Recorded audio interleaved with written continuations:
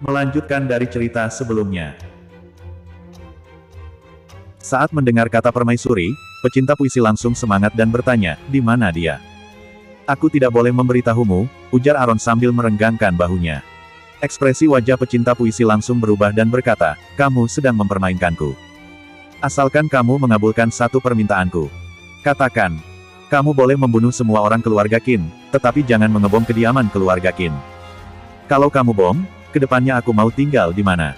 Apa yang dikatakan si brengsek ini? Saat Nyonya Susi ingin mengamuk, Tuan Besar Qin langsung menahannya. Sekarang hanya Aaron yang bisa bernegosiasi dengan pecinta puisi, jangan sampai menjatuhkannya, kalau tidak semua orang keluarga Qin akan mampus. Pecinta puisi adalah seekor serigala ganas yang sudah menindas dinasti Naemu dan Baginda selama bertahun-tahun. Malam ini pecinta puisi juga sudah mengeluarkan segalanya dan melakukan kejahatan yang besar, bagaimanapun juga pasti akan menerima hukuman mati. Jika orang keluarga Qin masih membuat dia mengamuk, maka riwayat mereka pasti akan mampus. Pecinta puisi tertawa keras, Aaron benar-benar manusia yang tidak berguna, hanya berpikiran rumah, uang dan berlian. Apa daya sebuah rumah? Kekuasaan barulah benda yang bernilai tinggi. Sepakat. Kamu beritahuku di mana permaisuri, aku akan memberikanmu villa ini. Nyonya Susi langsung memelototi Aaron, dia ingin melihat Aaron bagaimana memberitahu keberadaan permaisuri pecinta puisi ini. Siapa suruh berbicara sembarangan? Sekarang baru kewalahan. Orang dari pecinta puisi sudah menggeledah kota Amura juga tidak menemukannya, Aaron mana mungkin mengetahuinya. Awalnya mengira Aaron akan menggunakan cara apa menghadapi pecinta puisi, ternyata hanya pandai bersilat lidah. Dia ingin mengkambing hitamkan keluarga Qin sebagai pelaku penganiayaan permaisuri. Kenapa ada manusia brengsek seperti ini di kediaman keluarga Qin? Demi keselamatan sendiri, dia mencelakai seluruh orang di keluarga Qin. Permaisuri berada di ruang bawah tanah Pavilion Zenyi yang ada di area selatan kota. Saat Aaron berkata demikian, pecinta puisi langsung percaya 100%. Waktu itu, mereka mengatur Ganis untuk melecehkan Hira di sana, lalu ingin meminjam kesempatan itu membunuh Aaron. Sekarang keluarga Qin ingin membalas dendam, wajar saja mengurung permaisuri di Pavilion Zenyi. Baik. Ternyata benaran kalian. Bukan hanya menyandera permaisuriku, juga menggunakan token militer palsu menipuku. Pecinta puisi langsung mengamuk dan membuang token militer. Orang keluarga Qin sama sekali tidak tahu Hira pernah dilecehkan di Pavilion Zenyi. Lalu, Hira juga takut malu dan tidak pernah menceritakan kejadian dia berjumpa dengan Ganis kepada orang rumah. Pecinta puisi mengamuk dan merasa orang keluarga Qin sangatlah aneh. Kebencian di tatapan mata Nyonya Susi terlihat sangat jelas. Aaron memang sangat pandai bersilat lidah. Tangkap hidup-hidup orang keluarga Qin. Interogasi mereka hingga menyerahkan token militer yang asli. Aaron pun menghela napas, setidaknya bisa menyelamatkan nyawa orang keluarga Qin. Kalau sampai bom benar-benar meledak, maka tamatlah riwayat orang keluarga Qin. Sekarang hanya perlu menunggu orang dari Kaisar datang, maka orang keluarga Qin akan baik-baik saja. Hanya saja, rencana tidak sesuai dengan yang diinginkan. Aaron membantu pecinta puisi, mengira pecinta puisi akan terharu, tetapi pecinta puisi begitu licik dan susah untuk dihadapi. Lalu, tangkap dia dan Ken. Jika mereka tidak menyerahkan token militer, bunuh mereka berdua. Ujar pecinta puisi sambil menunjuk Aaron. Dasar tidak tahu berterima kasih. Aaron mengerutkan kening dan sangat tidak senang. Saat menemukan permaisuri dan token militer, aku baru akan baik-baik berterima kasih padamu. Sebelum menemukan permaisuri, aku mana mungkin percaya padamu. Pecinta puisi tersenyum, dia sudah terlalu waspada terhadap Aaron. Aaron langsung memukul pahanya, demi menyelamatkan orang keluarga Qin sampai mengorbankan nyawanya. Di antara token militer dan permaisuri, pecinta puisi memilih permaisuri. Pecinta puisi langsung pergi begitu saja tanpa menoleh ke belakang. Dia sendirian pergi menyelamatkan permaisuri, sisanya tetap di sini. Orang keluarga Qin hanya bisa diam dan menunggu bala bantuan datang.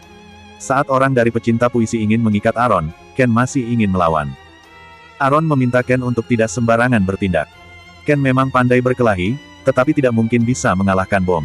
Baik pedang kejutan jiwa atau teknik pedang geledek yang hebat itu, juga tidak mungkin sehebat bom. Sekarang keluarga Qin sudah tidak ada keunggulan bisa bernegosiasi dengan pecinta puisi. Ada begitu banyak bom di sini, kalau tidak hati-hati semuanya akan mati. Aaron dan Ken dikurung di sebuah kamar kayu bakar yang kusam. Bolehkah aku dikurung di tempat lain? Aron langsung mengajukan permintaan yang tidak seharusnya, orang itu langsung mengedipkan mata dan berkata, baik. Hah? Orang dari pecinta puisi begitu mudah diajak kompromi. Kemari, bawa dia ke penjara air. Keluarga Qin sebagai keluarga jenderal, tentu saja memiliki tempat eksekusi pribadi. Orang dari pecinta puisi tidak hanya memasukkan bom, bahkan juga mengetahui lebih jelas dari Aron tentang tata letak ruangan yang ada di kediaman keluarga Qin. Penjara air didirikan di bawah tanah, lalu dikelilingi oleh dinding kayu yang tebal, dibagi menjadi 2 tingkat, tingkat atas adalah tempat penyimpanan air dan tingkat bawah adalah penjara air. Jika tombol dibuka, maka air akan mengalir masuk ke penjara air. Penjara air adalah sebuah hukuman yang sangat mengenaskan. Orang yang masuk ke penjara air, meskipun tidak mati dalam waktu singkat, tetapi tidak bisa istirahat maupun tidur, beberapa hari kemudian, tubuh akan kehabisan tenaga dan mati tenggelam. Proses yang sangat lama dan mengenaskan, penderitaan juga tidak kalah dari mati dalam beberapa detik. Kurung aku di kamar kayu bakar saja. Aron benar-benar kesal, padahal teknologi di zaman kuno tidak begitu berkembang, tetapi cara penyiksaan manusia sangatlah berkembang. Masuk sana. Orang pecinta puisi langsung mendorongnya dengan kasar. Setelah mendorongnya masuk, perintah dari pangeran, jika besok tidak mendapatkan token militer, maka nyawamu dan Hira akan terancam. Usai berkata, orang itu langsung menekan tombol. Kolam penyimpanan air yang ada di atas Aron dan Ken langsung mulai mengalir masuk. Aron dan Ken langsung basah kuyup. Sialan. Pecinta puisi adalah orang yang licik. Ingin membunuh Hira silakan saja, kenapa harus melibatkannya? Ken hanya melihat Aron yang meminta masuk ke penjara air. Tuan, tak kusangka kamu juga akan. Akan apa? Ken sudah menahan cukup lama, barulah berkata, pemberani. Siapa suruh pecinta puisi ini tidak ada aturan, malah percaya dengan perkataanku. Aron mulai menjijit, sekarang air barulah sampai di lututnya, mereka berdiri dengan kondisi kaki basah kuyup, benar-benar sangat menderita. Di musim dingin, mereka berdua kedinginan. Tuan, jika pecinta puisi tidak mendapatkan token militer, dia pasti akan membunuhmu. Ken tidak takut mati, tetapi jika terjadi sesuatu dengan Tuan, dia akan merasa bersalah. Bagus kalau tidak ketemu. Kalau ketemu, orang keluarga Qin yang akan mampus. Ken mengerutkan keningnya, Tuan benaran menggunakan nyawa melindungi keluarga Qin, tetapi orang keluarga Qin malah tidak tahu berterima kasih dan menyalahkannya. Sekarang Negam sedang mencelakai keluarga Qin, orang keluarga Qin malah menganggap semua ini kesalahan Aron. Mata Ken langsung memerah dan berkata, Tuan, kamu tidak pantas melakukan semua ini pada mereka. Di kediaman keluarga Xiao, nenek dan nona menunggu Tuan pulang ke rumah. Namun, Tuan malah hidup bersama dengan keluarga Qin dengan tidak tenang. Awalnya Tuan sudah memiliki segalanya, tetapi karena keluarga Qin malah hidup begitu menderita. Aron melirik sekilas Ken yang sedang sedih karenanya, padahal Ken adalah dewa perang masa depan. Pria yang gagah ternyata bisa meneteskan air mata. Jangan menangis, ini hanyalah masalah kecil.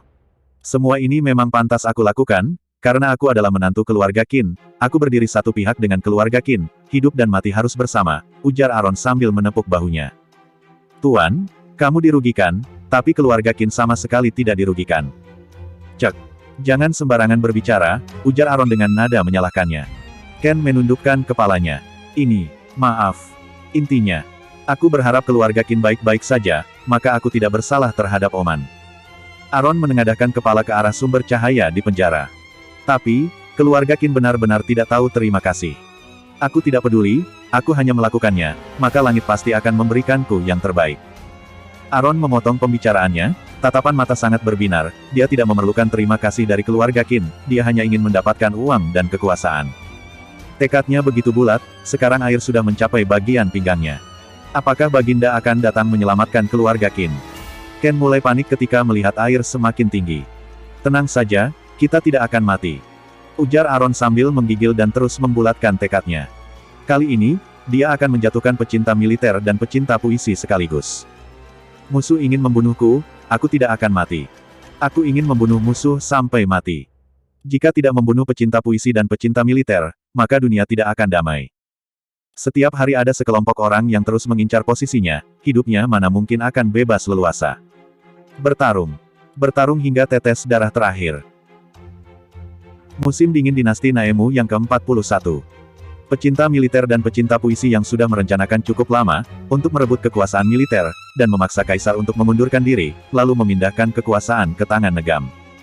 Semua orang ini datang dengan tekad yang bulat dan rencana yang matang. Bahkan sampai bisa menaklukkan keluarga Qin dengan begitu mudah, tetapi kenapa malah tidak bisa mendapatkan sebuah token militer? Segala sesuatu tidak ada yang mengerti, pecinta militer dan pecinta puisi tidak akan menyangka, semuanya telah dikendalikan oleh menantu yang tidak berguna keluarga Qin, Aron Xiao. Mereka menyiksa orang keluarga Qin juga tidak menemukan token militer yang asli berada di mana. Sedangkan orang keluarga Qin terus menganggap dua pecinta sebagai orang bodoh, mengatakan token militer asli sudah dicuri orang lain. Dicuri.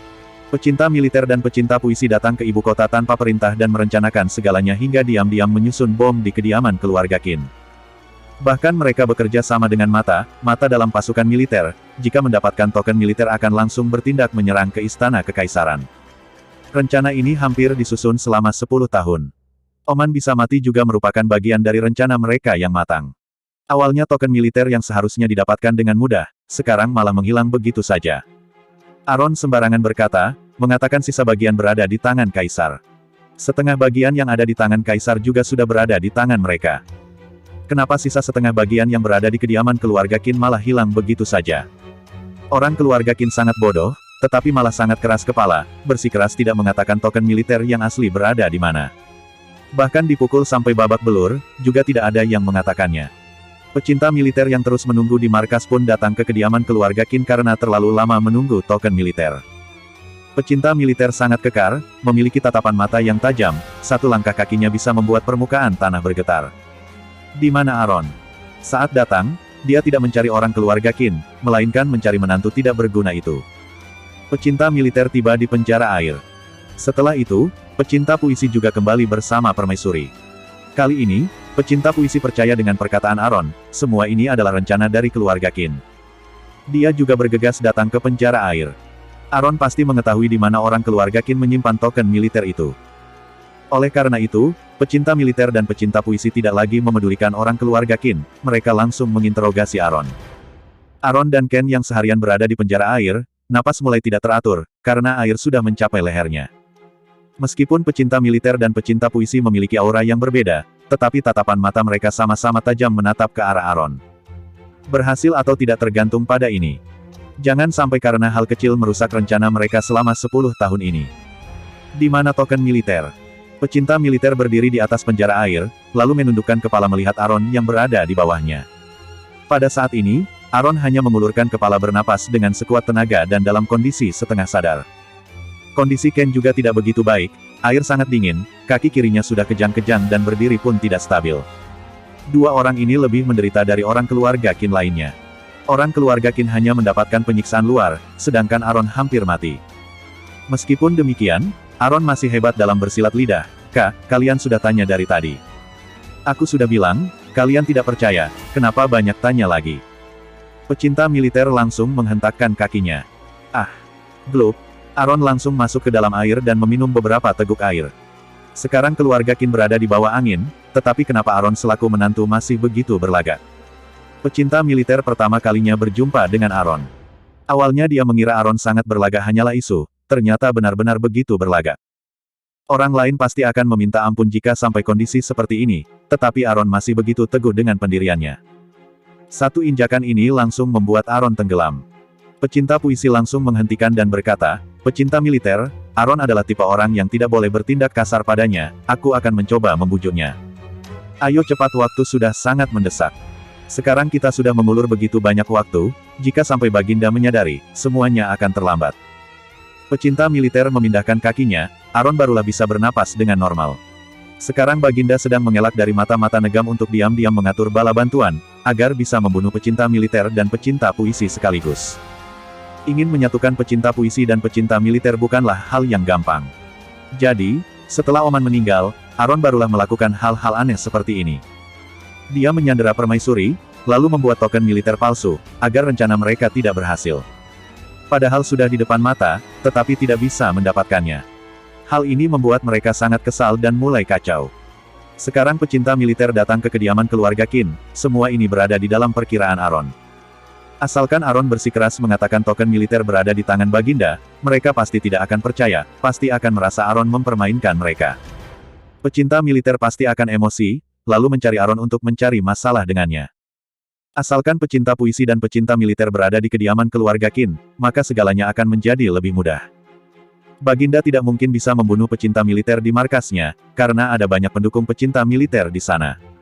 Bertindak dari depan, Baginda pasti berada di bawah angin. Berbeda dengan saat berada di kediaman keluarga Qin, semua orang keluarga Qin berdiri di pihak Baginda, maka akan lebih mudah untuk membunuh mereka berdua. Kali ini, Aron kembali bekerja sama dengan Baginda menipu semua orang. Termasuk kediaman keluarga Qin. Termasuk Yindro. Bahkan sampai Kasim Ma yang selalu berada di samping Baginda juga tidak tahu. Segala ini agar bisa mengelabui semua mata-mata. Lalu, segala ini juga tidak pernah ada diskusi di antara Aron dan Baginda. Saat Oman mati, Baginda sudah mengetahui sekelompok orang ini akan merampas kekuasaan militer. Aron juga mengetahuinya. Oleh karena itu, muncul kekompakan yang sangat luar biasa di antara mereka. Baginda mengetahui semua perbuatan Aron, Baginda juga mengetahui maksud dari Aron. Sekarang Baginda hanya perlu mengikuti rencana dari Aron lagi. Bukan Baginda dan Aron sangat kompak, melainkan Aron mengerti hati Kaisar atas perebutan kekuasaan. Meskipun sekarang berada di penjara air, Aron juga yakin pecinta militer dan pecinta puisi sudah mulai panik, asalkan Baginda datang, mereka akan mampus. Baginda juga sudah menunggu hari ini selama 10 tahun. Aron hanya perlu menahan pecinta militer dan pecinta puisi hingga Baginda datang. Hanya saja, kenapa Baginda masih belum datang? Apakah ada orang yang menahan mereka? Aron, beritahu padaku, di mana token militer? Aku tidak hanya memberikanmu kediaman keluarga Qin, aku juga akan membiarkan orang keluarga Qin menjadi babumu. Bukannya kamu paling membenci mereka? Membenci mereka yang menghinamu. Membenci mereka yang meremehkanmu. Asalkan kamu memberikan token militer, aku akan melepaskanmu. Penjara air begitu dingin, jika kamu jujur, maka akan terlepas dari penderitaan ini. Lalu, aku juga tidak akan menghukummu karena membunuh Rido. Pecinta militer langsung mengerutkan keningnya, ternyata Aron yang membunuh Rido. Mustahil, mana mungkin dia bisa membunuh Rido di kediaman keluarga Song. Serius. Orang keluarga Qin menjadi babuku. Tatapan mata Aron langsung berbinar. Iya, kamu boleh melakukan semua hal yang pernah mereka lakukan padamu. Terutama ibu mertuamu, kamu boleh menamparnya, aku berjanji dia tidak akan berani melawan. Pecinta puisi tersenyum, sedangkan pecinta militer sudah sangat tidak sabar. Permintaan seperti ini sudah sangat baik terhadap seorang menantu, kenapa Aron masih tidak mengatakannya? Sebagai seorang pria, tidak mungkin akan menolak mendapatkan kekuasaan yang tinggi seperti ini. Pecinta puisi melihat Aron dengan penuh penantian, di mana token militer. Semua wilayah kekuasaan adalah milik Kaisar. Makam Oman juga merupakan bagian dari wilayah kekuasaan Kaisar. Token militer berada di dalam makam, Aron merasa apa yang dia katakan tidaklah salah, token militer berada di tempat Kaisar. Tatapan mata pecinta puisi menjadi tajam kemudian ekspresi wajah menjadi sangat masam. Sialan. Pecinta militer langsung mengamuk.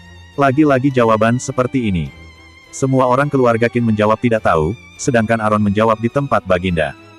Sama sekali tidak ada jawaban yang jelas. Aku akan membunuhmu. Pecinta militer langsung mengayunkan goloknya ke arah Aron. Tebasan golok langsung membelah genangan air, lalu menghantam ke kepala Aron. Pecinta militer menggunakan bagian belakang golok, kalau tidak Aron mungkin sudah pergi ke alam yang berbeda. Saat ini, pecinta puisi juga tidak membela Aron lagi, biarkan Aron merasa sedikit penderitaan barulah bisa berkata jujur. Tuan. Ken langsung memapa Aron. Aron berdiri stabil di atas air sambil memelototi pecinta militer. Tidak boleh tumbang, kalau tumbang pasti akan tenggelam dan mati. Pecinta militer sangat tidak senang melihat Aron yang dalam kondisi sekarat masih berani memelototinya, berani sekali kamu. Pecinta militer yang emosi langsung mengayunkan goloknya. Ken langsung memapa Aron untuk mengelak dari serangan ini. Serangan golok tidak terkena sasaran. Di mana token militer? Cepat katakan. Cepat. Katakan. Pecinta militer terus mengayunkan goloknya, tetapi tidak ada satupun serangan yang mengenai sasaran. Lagi dia dipermainkan. Genangan air menjadi sangat kuat dan menimbulkan ombak besar. Aura membunuh langsung menyelimuti ke arah Aron. Ada sebuah hukuman spesial di dinasti Naemu, yaitu menggunakan punggung golok menghantam ke arah kepala, biasanya digunakan pada sastrawan yang nakal. Biasanya sastrawan yang mendapatkan hukuman ini akan merasa terhina, seolah-olah lebih baik dibunuh daripada dihina. Sastrawan memiliki martabat yang tinggi, mana mungkin bisa membiarkan orang lain memukul kepalanya. Tetapi, hukuman ini memang berlaku. Walaupun mati, juga akan menjadi bahan pembicaraan orang, sampai anggota keluarganya juga tidak bisa hidup tenteram lagi. Hukuman spesial ini memang digunakan untuk menekan para sastrawan. Dari luar memang terlihat menghukum seorang diri, tetapi sebenarnya seluruh anggotanya juga akan menerima penghinaan seperti ini. Hukuman spesial ini memang langsung menjatuhkan mental orang. Hukuman spesial biasanya akan menggunakan punggung golok memukul sebanyak 18 kali, hingga kepala menjadi hancur dan remuk. Hingga akhirnya, bagian dari sastrawan hanya tersisa tubuh yang utuh, sedangkan kepala sudah hancur. Padahal sudah menerima hukuman spesial ini, tetapi juga harus menerima penghinaan dari orang lain. Benar menyiksa sekali. Aaron yang merasa pusing langsung berteriak, "Aku boleh memberikanmu token militer." "Kepalaku pusing sekali, berikan aku kursi." Ken juga mau. Pecinta puisi langsung bahagia, dia langsung menahan pecinta militer. Baik. Dia memanglah seorang sastrawan yang tidak bisa menerima penyiksaan. Permintaan Aaron cukup banyak, bukan hanya ingin mengganti pakaian yang basah, juga harus mengeringkan rambut dan tubuhnya, setelah itu masih harus menikmati air jahe yang hangat. Saat mendengar semua permintaan ini, pecinta militer langsung mengayunkan goloknya. Sialan. Musim dingin, Aaron pun menggigil dan berkata, "Tidak mau juga tidak apa-apa. Lagi pula aku sudah kedinginan dan tidak bisa berbicara. Aku kedinginan bisa menjadi bodoh dan lupa di mana keberadaan token militer itu." Aaron memang sedang mempermainkan orang, pecinta militer sangat tidak senang, kenapa seorang tahanan bisa memiliki begitu banyak permintaan, benar-benar kurang ajar. "Hari ini aku akan baik-baik memberimu hukuman." Pecinta puisi langsung menahan pecinta militer. Baik. Kami setuju. Pecinta militer, Aaron adalah orang yang paling mudah diajak kompromi di keluarga Qin ini. M1 dan lainnya pasti tidak akan memberitahu kita, Aaron berbeda, dia adalah manusia tidak berguna, jika kita mengabulkan semua permintaannya, dia pasti akan memberitahu pada kita. Pecinta militer sangat kesal dan tidak senang. Setelah menghibur rekannya yang kasar ini, pecinta puisi langsung melambaikan tangan meminta orang untuk mengeluarkan air yang ada di penjara air, kemudian melepaskan Aaron dan Ken. Pedang milik Ken sudah disita, dia bersama dengan Aaron menukar pakaian dan mengeringkan rambut selalu di bawah pengawasan. "Tuan, apa yang harus kita lakukan?" tanya Ken secara diam. Apa lagi? Tentu saja minum air jahe." Aaron masih menggigil, dibandingkan dengan Ken masih dalam kondisi baik. Apakah ini adalah kemampuan yang dimiliki pengawal dari Kunlun? Ken langsung terdiam, karena dia mengira semua ini adalah trik untuk mencari waktu. Siapa yang menyangka setelah tidak tahan, barulah Tuan meminta permintaan seperti ini terhadap pecinta militer. "Tentu saja keluar. Kalau terus merendam di dalam air, aku mungkin akan lumpuh. Aku sudah menggigil kedinginan, air ini setidaknya minus 45 derajat. Kenapa kamu baik-baik saja?" ujar Aaron sambil mengayunkan tangannya. Ken adalah seorang pesilat, dia bisa menggerakkan energi sejati, barulah tidak merasa dingin. Di hari biasa, memang tidak terlihat perbedaan di antara pesilat dan orang biasa, tetapi dalam kondisi yang ekstrim, maka fisik seorang pesilat akan terlihat lebih baik. Aaron sama sekali tidak mengerti apa itu aliran energi sejati. Aaron berkata dengan menggigil, apakah hanya pengawal Kunlun akan seperti ini? Tuan, semua pesilat akan seperti ini. Ken menganggukkan kepala dengan serius. Semua orang dinasti Naemu mengetahui hal ini. Mungkin, karena tuannya adalah seorang sastrawan, karena itu dia tidak begitu jelas. Jadi, kamu sama sekali tidak merasa dingin. Tidak dingin. Ken menganggukkan kepalanya. Aaron langsung menyadari satu hal baru, ternyata fisik orang dinasti Naemu memang berbeda dari yang lain. Dalam zaman modern, orang yang melatih seni bela diri juga hanya demi menjaga kesehatan, intinya juga hanyalah manusia biasa.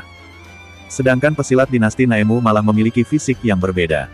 Lalu, apakah semua orang akan seperti ini? Aaron menepuk kepalanya, Zenov, dasar kutu buku, sebenarnya masih ada berapa banyak hal yang tidak kamu ketahui. Sudah selesai belum? Teriak pecinta militer yang berdiri di luar dengan kesal. Kenapa seorang pria menukar baju saja begitu lama? Mirip seperti seorang wanita. Pecinta militer sangatlah kesal dan tidak sabar, dia terus jalan sana-sini dan ingin sekali menendang pintu yang tertutup ini. Pecinta puisi juga panik, tetapi dia masih lebih tenang dari pecinta militer dan berkata, sabar. Seharusnya sudah mau keluar. Aku begitu sabar semua hanya karena kamu saja. Pecinta militer sangat emosi, kenapa seorang menantu tidak berguna masih berani berlagak di depan mereka. Setelah mendapatkan token militer, dia pasti akan langsung membunuh Aaron. Pecinta puisi terkenal kasar di mata orang luar, tetapi dia malah seperti orang baik di depan rekan seperjuangannya. Dia menghibur pecinta militer, Aaron adalah seorang sastrawan, juga orang yang bisa diajak kompromi. Dia bukan sengaja mengulur waktu, asalkan kita sabar dan baik terhadapnya, dia pasti akan memberitahu kita keberadaan token militer. Mudah diajak kompromi. Dengus pecinta militer. Dia memang tidak suka dengan sikap angkuh dari seorang sastrawan. Jangan desak lagi. Pada saat ini, Aaron membuka pintu dengan muka kesal. Dia bukan hanya mudah diajak kompromi, sekarang juga sangat berlagak dan berkata, "Di mana air jaheku?" Aaron merasa kepala sedikit berdenyut karena dipukul oleh pecinta militer. Satu pukulan itu hampir membuat kepalanya lumpuh. Sekarang barulah sedikit membaik, dia tentu saja tidak akan mudah diajak kompromi. Pecinta militer ingin sekali mengayunkan goloknya. Pecinta puisi langsung mengadang dan tersenyum berkata, "Pengawal, sajikan air jahe." Air jahe yang hangat muncul di depan Aaron. Aaron meniup air jahe, lalu meneguk secara perlahan-lahan. Bahkan sudah menghabiskan waktu begitu panjang, air jahe masih belum berkurang banyak. Pecinta militer langsung mengamuk, tetapi pecinta puisi memberi isyarat agar dia jangan mengamuk. "Kenapa Baginda masih belum datang?" Aaron melirik pecinta militer sekilas, dia tahu jika dia menghabiskan air jahe ini, maka harus menyerahkan token militer. Kondisi sangat terpepet. Kenapa Baginda menghabiskan begitu banyak waktu untuk mencari bala bantuan? Jika di zaman modern, maka satu negara akan punah. Aaron berpikir sambil mulai memaki dalam hatinya. "Aaron, dasar menteri pengkhianat. Dasar bajingan. Ternyata kamu adalah orang mereka." Aaron baik-baik saja, pecinta puisi masih menuangkan air jahe padanya. Akan tetapi adegan ini terlihat oleh Nyonya Susi yang dikurung di ruang kayu bakar. Kali ini muncullah kesalahpahaman yang besar. "Bukannya kamu bilang, akan membiarkan dia menjadi babuku?" Aaron tersenyum. Lalu, berkata pada pecinta puisi, "Kalau begitu, coba tunjukkan ketulusanmu padaku." Perkataan ini terdengar sangat tidak sopan dan masuk akal. Ibu mertua menjadi babu. Nyonya Susi adalah putri angkat kaisar sebelumnya, juga bermarga Wei. Sekarang melecehkan orang yang satu marga, apa bedanya dengan mempermalukan diri sendiri? Aaron sama sekali tidak peduli, asalkan bisa membuat pecinta militer mengamuk dan mengulur waktu saja, maka semua hal boleh saja dilakukan. Saat melihat Nyonya Susi sangat emosi, Aaron pun bergumam, "Cekak, dasar wanita bodoh. Masa masih tidak tahu dengan kondisi sekarang ini?" Seketika pecinta militer langsung mengamuk, tadi dia hanyalah sedang menghibur Aaron, tak disangka menantu tidak berguna ini malah semakin bertindak semena-mena. Kali ini, pecinta militer menyerang dengan cepat, hingga pecinta puisi juga tidak sempat melerainya. Pecinta militer langsung mendorong pecinta puisi, kemudian mengangkat goloknya menghantam ke arah kepala Aaron dengan kuat. "Ken!" Aaron langsung berteriak, Ken langsung mengangkat sebuah meja untuk mengadang golok pecinta militer. Plak! Meja langsung retak menjadi beberapa bagian, kekuatan dalam pecinta militer sangat kuat, namun Ken juga tidak kalah kuatnya. "Kamu masih berani melawan?" ujar pecinta militer sambil memelototinya. Aaron melambaikan tangan, sambil menikmati air jahe dengan santai lalu berkata, "Aku tidak tahu kenapa pecinta militer begitu emosi. Bukannya tadi kamu yang mengatakan aku boleh menganggap orang keluarga Qin sebagai babu? Masa karena ibu mertuaku bermarga Wei, kalian langsung menyesal?" Aaron diam sejenak dan berkata dengan nada meremehkan. "Lalu, marga Wei. Memang siapa mereka? Kurang ajar." Pecinta militer sudah tidak tahan lagi, keluarga Wei adalah keluarga kekaisaran, merupakan keluarga yang terhormat. Maksud yang tersirat dalam perkataan ini adalah menghina ayahnya, benar-benar perbuatan yang kurang ajar. "Pecinta militer, kamu bukanlah kaisar, apa hubungan dengan ayahmu?" Aaron kembali meneguk air jahenya. "Kamu jangan marah lagi, setelah aku menghabiskan air jahe ini, aku pasti akan memberitahumu keberadaan token militer." Pecinta militer dan pecinta puisi seberapa bodoh juga tahu Aaron sedang mempermainkan mereka. Aaron mengajukan begitu banyak permintaan hanya demi mengulurkan waktu saja. Seorang dari keluarga miskin. Seorang sastrawan yang tidak memiliki kekuasaan. Tak kusangka masih berani mempermainkanku. Kesabaran pecinta militer sudah tiada. Pecinta militer memang sangat sombong, hari ini malah dipermainkan oleh Aaron yang lemah ini, dia merasa terhina dan emosi. Aaron langsung mencampakkan mangkuk yang ada di tangannya ke lantai, "Buk. Sastrawan. Orang miskin. Maksud dari pecinta militer adalah nyawa orang miskin paling tidak berharga. Hidup mati dari orang miskin sudah seharusnya berada di tangan mereka." Aaron mengelus leher yang sakit, kemudian menatap pecinta militer lalu berkata, "Kamu ingin membunuhku? Pengawalku saja bisa mengalahkanmu. Kurang ajar." Pecinta militer langsung tertawa terbahak-bahak, walaupun dia tidak termasuk 3 besar kemampuan di dinasti Naemu, tetapi pasti akan masuk 5 besar. Orang yang bisa mengalahkannya pasti adalah panglima ataupun jenderal yang sudah berlatih seni bela diri selama bertahun-tahun. Setahu pecinta militer, pengawalnya Aaron adalah budak Kunlun yang didapatkan dari jurang gelap, walaupun mereka menyerang secara serentak, juga tidak mungkin bisa mengalahkan dirinya. Kamu tidak percaya. Sebenarnya pecinta militer percaya atau tidak, Aron sama sekali tidak peduli. Sekarang dia harus mencari cara menunggu hingga Baginda datang. Aku tidak percaya. Dengus pecinta militer, dia sudah cukup mendengar silat lidah dari Aron, tetapi dia tidak bisa mengalahkan Aron, benar-benar kesal sekali. Mati sana. Pecinta militer langsung mengangkat golok menyerang. Aron juga mundur beberapa langkah, kemudian muncul di halaman rumah. Halaman rumah lebih besar dan nyaman untuk bertarung. Pertama, hadir. Aron langsung memerintah, selain 9, pertama sampai 10 semuanya hadir. Pedangnya Ken sudah disita, pertama pun melemparkan pedang kejutan jiwa padanya. 10 pengawal mengelilingi Aron. Saat melihat adegan ini, pecinta militer langsung merasa konyol. 10 pengawal juga ingin mengalahkannya. Serang. Teknik pedang geledek. Ada berbagai macam teknik serangan dan teknik pedang dalam pesilat dinasti Naemu, tetapi Aron tidak begitu paham. Namun, Aron tahu, teknik pedang geledek bisa mengalahkan seluruh serangan dalam pertarungan berkelompok. Ditambah lagi dengan bantuan pedang kejutan jiwa, Ken dan lainnya pasti bisa mengalahkan pecinta militer. Pertarungan biasanya 1 lawan 1, tetapi kali ini 1 lawan 10, walaupun menang juga tidak bisa dibanggakan. Akan tetapi, karena Aron adalah orang dari zaman modern, sekarang bisa mengalahkan pecinta militer bahkan membunuhnya itu akan lebih baik. Berapa lawan berapa tidaklah penting, sekarang juga bukan lomba persahabatan. Pecinta militer juga menggunakan pedang, tetapi pedang kejutan jiwa akan lebih berat darinya. Seketika, aura membunuh langsung menyelimuti, bahkan sampai melukai kulit orang-orang yang berdiri di sampingnya. Tidak, ada yang aneh. Aron melihat sekilas, pecinta militer tidak berada di bawah angin. Ken, pertama dan lainnya memiliki gerakan yang lincah, namun tetap tidak bisa mengalahkannya. Apa yang terjadi? Kenapa? Mereka yang unggul dalam jumlah orang, teknik pedang, bahkan pedang juga lebih unggul, kenapa masih bertarung begitu sengit?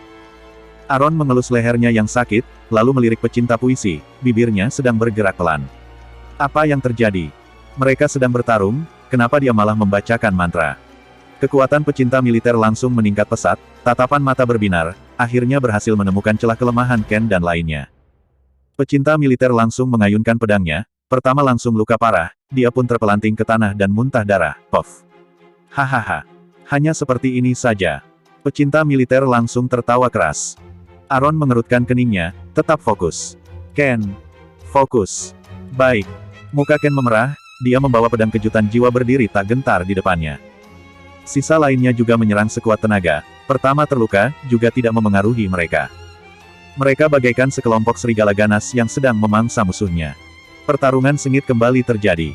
Kali ini, pecinta militer berada di atas angin. Serangan beruntun membuat Ken mulai kehilangan keunggulan. Kedua dan lainnya juga tergeletak di lantai. Mereka semua muntah darah. Aron sedikit kaget, jika bertarung seperti ini, Ken juga tidak mungkin bisa bertahan terlalu lama. Kaisar belum datang, dia dan Ken mungkin sudah mati. Apa yang terjadi? Aron memang tidak begitu mengetahui kekuatan pertama dan lainnya, tetapi Ken sudah pernah bertarung beberapa kali. Ken bertarung dengan Daniel, Derry dan Patrick selalu begitu sengit. Padahal pecinta militer tidak terlihat lebih hebat dari Derry.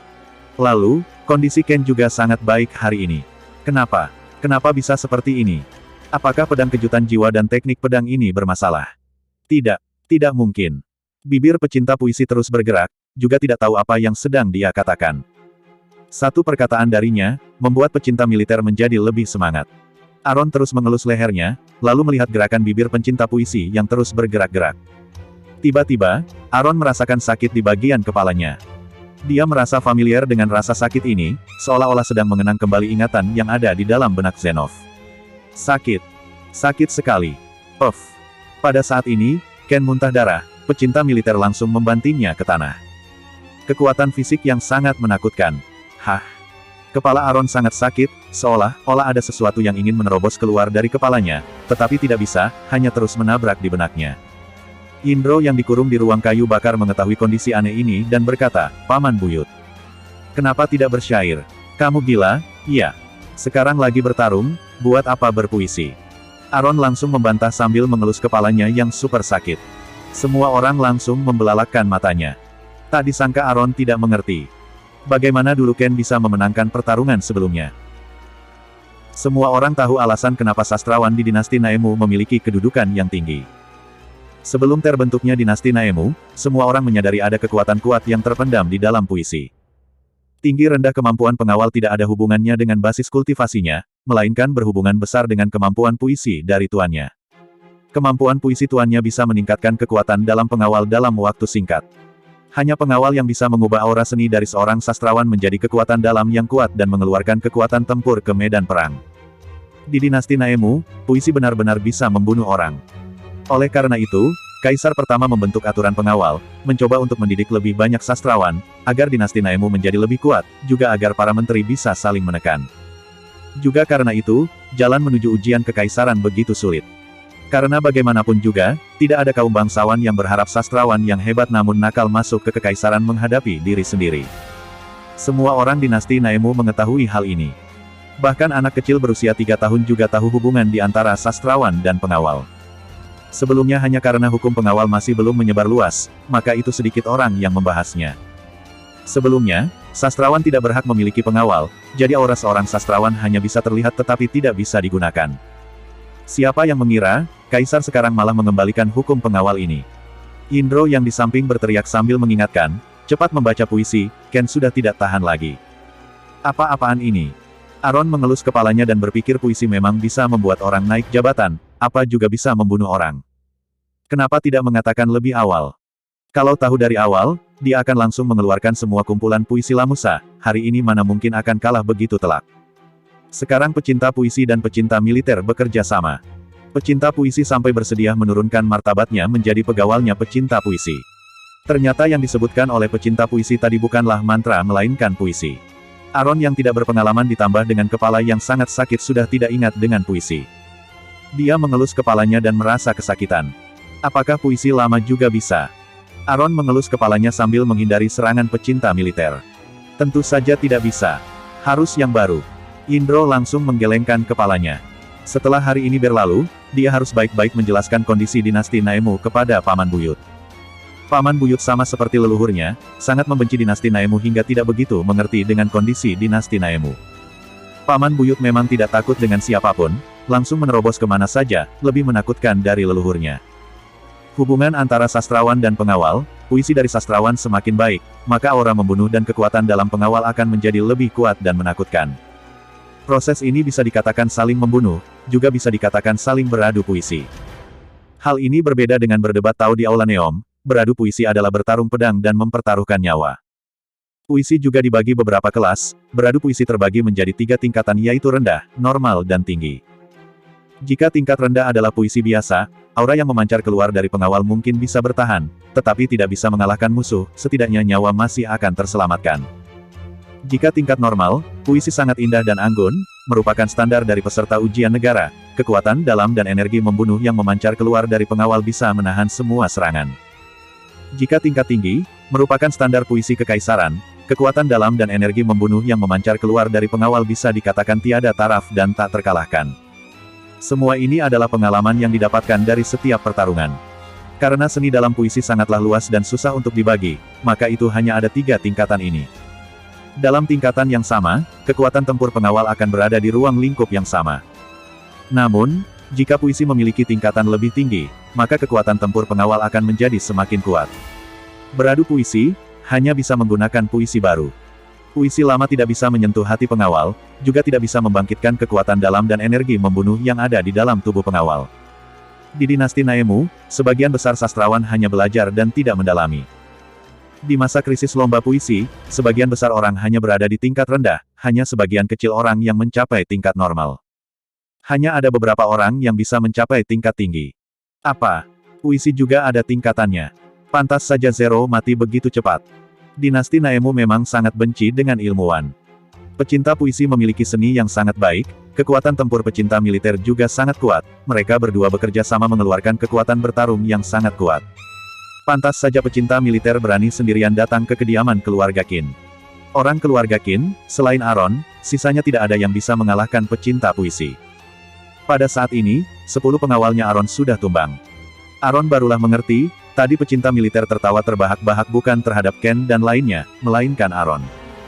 Pantas saja pecinta militer tidak mematahkan kaki tangannya di penjara air, melainkan terus mengetuk kepalanya. Pantas saja Erik begitu lemah, ternyata pecinta puisi sengaja melakukannya agar menyembunyikan kekuatan aslinya. Aron sudah meremehkan musuhnya. Cek. Teriak pecinta militer, lalu menginjak kepala Ken. Ken. Kekuatan ini mungkin bisa membuat tulang Ken remuk. Kepala Ken berdarah, dia langsung memeluk kaki pecinta militer agar tidak berjalan mendekat ke arah tuan. Masa sangat krisis. Puisi. Harus segera membuat puisi. Puisi tingkat tinggi.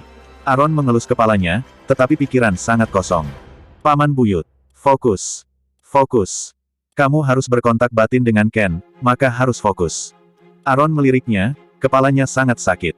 Seolah-olah ada sebuah pedang tajam yang memotong ke arah kepalanya. Seolah-olah ada sesuatu yang ingin keluar. Paman buyut, pertama kali berkontak batin sangatlah menderita. Kamu harus bertahan. Yindro panik hingga bercucuran keringat, pertama kalinya kontak batin di antara tuan dan pengawal pasti akan sangat menderita. Oleh karena itu, kenapa seorang sastrawan tidak ingin memiliki pengawal? Tidak ada orang yang ingin menahan penderitaan kontak batin ini. Sebagian besar sastrawan yang memiliki pengawal juga tidak akan membiarkan pengawal bertarung dalam kondisi beradu puisi. Dalam kehidupan sehari-hari, pengawal hanya memiliki kekuatan tempur pada umumnya, maka sastrawan akan merasa puas. Namun, Aaron sudah tidak ada jalan mundur. Jika dia tidak berkontak batin dengan Ken, hanya akan dihajar babak belur oleh pecinta puisi dan pecinta militer. Ah! Aaron kesakitan sampai berlutut di tanah. Aaron tidak lupa melirik ke arah Yindro, dasar brengsek, kedepannya hal seperti ini harus dikatakan lebih awal. Muka Aaron memerah, juga ada kalanya menjadi pucat. Yindro merasa sedih, dia mana mungkin tahu paman buyut tidak mengetahui efek puisi dalam bertarung. Sebelumnya Ken sangat kuat, Yindro mengira paman buyut sudah berkontak batin dengan Ken Bai. Kemampuan puisi Aaron memang sangat kuat, Ken dan Haris hanya memiliki keterampilan yang lebih tinggi dari orang lain. Aaron mengedipkan matanya. Tidak, Ken dan Haris bekerja sama juga bertarung seri dengan Derry. Derry adalah pengawalnya Ganis, kenapa Ganis yang bodoh ini bisa memiliki pengawal yang begitu kuat? Sebelumnya, Derry adalah pengawalnya pecinta puisi, yang sementara membantu Ganis. Paman buyut, ayo fokus. Yindro memberikan penjelasan sehingga membuat Aaron mengerti. Tunggu apa lagi? Ken masih perlu penyelamatan darimu. Aaron langsung mengamuk ketika melihat Ken yang memeluk kaki pecinta militer dalam kondisi kepala bercucuran keringat. Puisi.